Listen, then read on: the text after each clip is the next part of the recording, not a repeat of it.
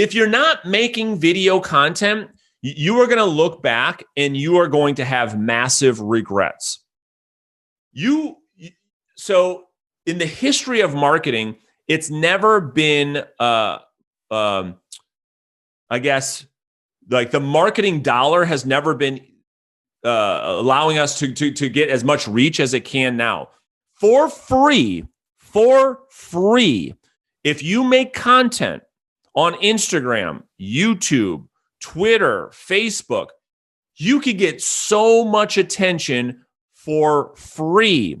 Whereas before, you had to make a commercial, do billboards, send direct mail. All you need to do now is pick up your phone and make some content. Now, Brandon, I don't know what to say. I hate making videos. I feel so stupid. I get it. I understand. Let me leave you guys with one simple strategy. Every one of you deals in different real estate situations daily with that are very, very complex. If you just took simple things out of what you're already doing daily and made content around that, you'd never run out of content ideas. I think most of you are getting caught up on, what do I need to create? Well, Gary Vee says it all the time, and I think it's great advice. Stop trying to create and start documenting. Let me give you an example. You're going to show a property this afternoon as soon as you're done with this mastermind. You could jump on the phone, make a super simple Instagram story saying, hey guys, I'm going to show a property downtown in the historic district. I'm super excited. If you guys know anything about that, these homes are gorgeous. So I'll let you guys know how it goes. Hopefully we're going to write an offer. And just, that's an example. People need to see the behind the scenes, right? You're going to write an offer. You're talking about the strategy. You're making a video once, twice, 3 times per week, giving your audience on Facebook or wherever social platforms you have on tips, strategies around how to get their offer accepted, how to sell their house without, just like we talked about, how to list your home and buy a home at the same time. You can give strategies around that. You can make these videos once a week that you're posting on your Facebook page, posting on your YouTube channel, posting on your Instagram, winning the eyeballs from your consumers, your prospects, your sphere. And oh yeah, by the way, it's all free. So the agents that are crushing content right now are going to be the agents that win in 2021. And I promise you, you've got to get over this insecurity of getting on the camera, because once you do, your sphere will respond so positively that you will regret not making video content before. I know most of you, most agents' business comes from their sphere of influence. Like if you looked at all their transactions and then you sourced them all, I mean, most of it's coming from their sphere, which is good. The challenge, or the thing that I see, is they didn't get it on purpose. They got lucky. You know, some years are better than others. This year they just had a lot of friends that bought. Well, what I want you to do is play offense, okay? Everything you do, I want you to control your outcome, control your destiny. You know, no victims here. You know, we are in control of our destiny by the actions and the choices that we take every day.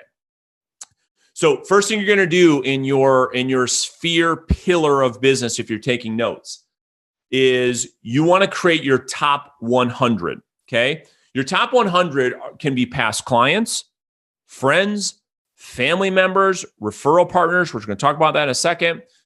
People in the community, teachers. I mean, these are the people that you could pick up the phone at any point in time, call them, go grab a beer, go out to eat, and it wouldn't be weird for you to call them.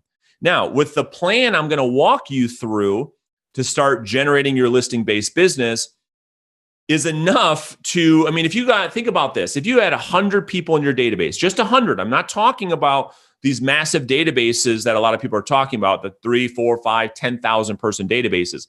I'm talking about deepening the relationship with 100 people. We call it our top 100 program. Here's how it works.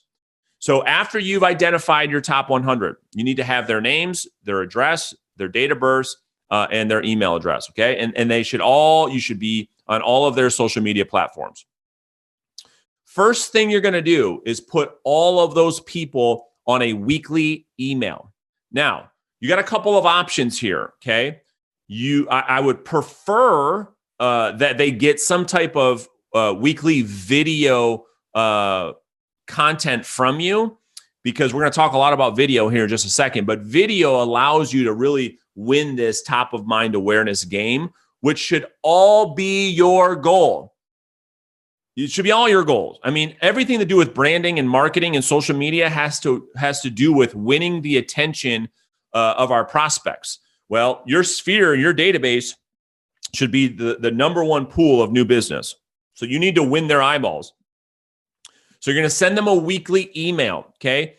I would prefer, again, that you send them a video every single week. You can use like BombBomb to do that. In addition to that video, make it real simple for yourself. Just put in the real estate stats and what's happening in the marketplace. Talk a little bit about what's going on with you and your family. And then you're going to blast this out to your top 100 every single week, okay? So that would be like a custom email strategy. If that's too much for you and you don't want to create all that content, here's the easy play. Just put all those people on a MLS automated email to get the active pendings and solds, because it's hard to argue that that's valuable content. And here's why. Just like you, your database, people, your sphere, your friends, family, every time they drive home and they see a for sale sign in their yard, what do they think every time? What do you think every time? How much is that house worth? And I want to see the inside, and how does it impact my house?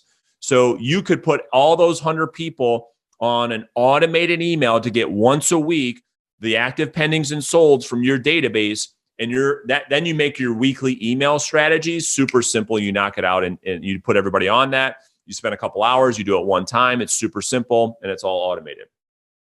And I see you guys' questions, so I'm going to come back to those in just a second. That's number one for the top 100. Number two is a monthly mailer. Yes, direct mail. It's making a comeback because all these digital marketers, all these people are spending all their time, energy, and effort on digital, online, which is great, powerful, love it. But it opens up a little opportunity for us to get back in the mailbox. Because I don't know about you, but my mailbox is pretty empty these days. It's not filled up like they used to be, where marketers, back in the early 90s, where your mailbox was filled with junk mail. Well, I don't know about you, but I don't get really any marketing mail anymore. So that gives you another opportunity to win the eyeballs of your top 100. And so in that monthly mailer, make it really simple on yourself. Just download the monthly numbers from your MLS and write a small paragraph talking about what's happening with these numbers. What do these numbers mean? You could put a small call to action at the bottom with your picture, with your nice little face at the bottom, and ask them to reach out. If you're buying or selling, if you know somebody that's buying or selling, I'd be honored to help you through that process. So they get a monthly mailer. Next, they're getting a quarterly phone call. And I want to make sure that we stay on time here. So I'm not going to go through the quarterly phone call strategy today. Maybe we'll talk about that on another topic. But they should be getting a phone call from you at least once every quarter, and then one client appreciation event per year. If you did all of that, okay, with these 100 people, would it be reasonable that at least half of those people gave you one referral in the entire year? Like, that's 50 referrals. I mean, most of you, if you got 50 referrals a year, you'd probably sell 20, 30, 40 houses just from that one pillar. But we're not playing offense, do we? We sit back and wait. We don't reach out to our sphere of influence because, we have these stories in our mind. I don't want to beg my friends for business. Don't beg your friends for business. Pour value into these relationships, and then the law of reciprocity will kick in. And these people will be glad to go out there and work for you. Hopefully that makes sense.